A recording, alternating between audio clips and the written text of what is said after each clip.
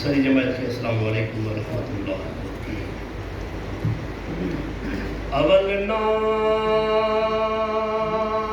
अल्लाह जो, अवल नाम अल्लाह जो आकुल खूं करारो, चैन यारन जो चित्त में मुखे लुअ लुअ में लारो। हसन अमीर हुसैन ताही सिर भोया सारो, पंज तन पाक जो नसीब मुखे मौला कंदो पाणो। लहे मुझारो दान दे दस्तगीर तू, सब पढ़ो सल्लल्लाहु अलैहि या रसूल अल्लाह।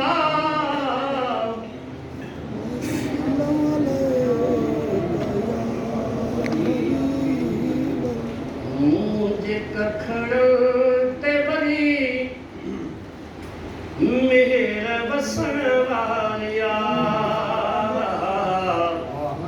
साईं मुझे कखड़ ते बरी मेरा बसन वालिया।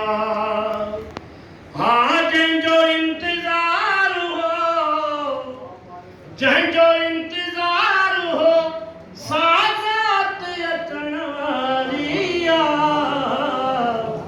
मुझे कखड़ ते वरी मेरा बसण वालिया, साईं मुझे कखड़ ते वरी मेरा बसण वालिया।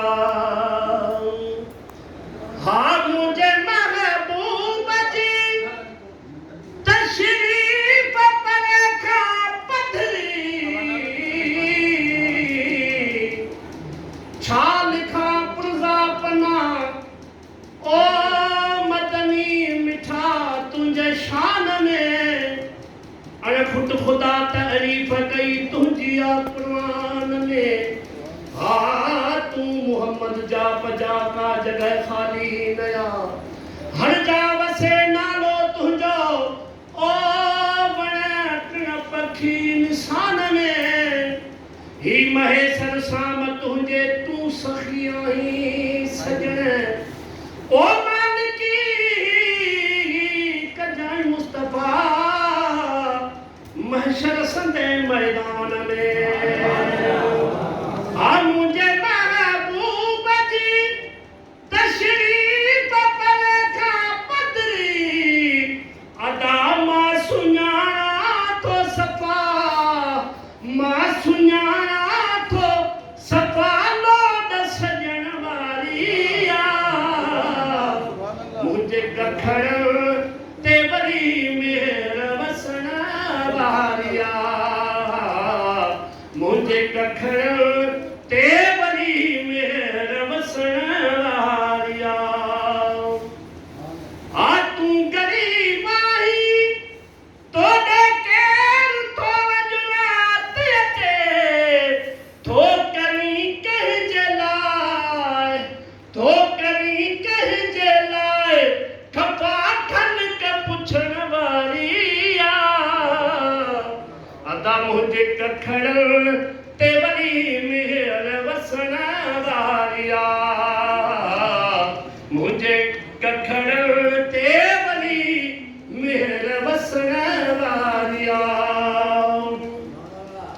आका हुजे चीज़ लिकान जी लिकान तन के, अदा तुझे महबूब जी, मुझे महबूब जी खुशबू न लिकण वालिया।